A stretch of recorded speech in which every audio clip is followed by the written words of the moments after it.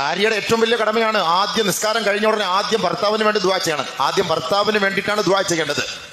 ഒരു പെണ്ണിനോട് നബി തങ്ങൾ ആയിഷ റളിയല്ലാഹു തആല അൻഹയോട് ഉപദേശിച്ച ഉപദേശത്തിൽ പറഞ്ഞ വാക്കാണ് ഒരു ഭാര്യയുടെ കടപ്പാട് എന്ന് പറഞ്ഞാൽ അവൾ സല്ലത്ത് റബ്ബഹ, തന്റെ റബ്ബിന് വേണ്ടി അവൾ നമസ്കരിച്ചു. ഹുമ്മ തദ്ഉ ലിസൗജിഹാ ഹുമ്മ തദ്ഉ ലിനഫ്സിഹാ. അവൾ പിന്നെ ആദ്യം ചെയ്യേണ്ടത് അവളുടെ സ്വന്തം ഭർത്താവിന് വേണ്ടി ദുആ ചെയ്യണം. അവൾക്ക് വേണ്ടിയല്ല.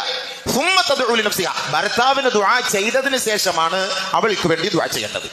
ഇനി ഏതെങ്കിലും ഒരു പെണ്ണ് സല്ലത്ത് റബ്ബഹ, അവൾ നമസ്കരിച്ചു, ഹുമ്മ തദ്ഉ ലിനഫ്സിഹാ, തനിക്ക് വേണ്ടി ദുആ ചെയ്തു, ഹുമ്മ തദ്ഉ ലിസൗജിഹാ, പിന്നീട് അവളുടെ ഭർത്താവിന് വേണ്ടി അവൾ ദുആ ചെയ്താൽ അവളുടെ നമസ്കാരം അവളുടെ മുഖത്തേക്ക് വലിച്ചെറിയപ്പെടും അത്രേ. പെണ്ണുങ്ങൾക്ക് വല്ല അറിയാവോ ഇത് സംഭവം? യൂട്യൂബിൽ ഇരുന്ന് കാണുന്നുണ്ട് കേട്ടോ, വല്ല മനസ്സിലാക്കുന്നുണ്ടോ?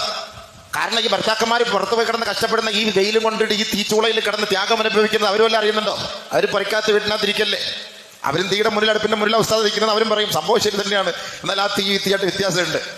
അപ്പൊ നബി സല്ലല്ലാഹു അലൈഹി വസല്ലം തങ്ങൾ ആയിഷ ബീവിയോട് കൊടുത്ത ഉപദേശം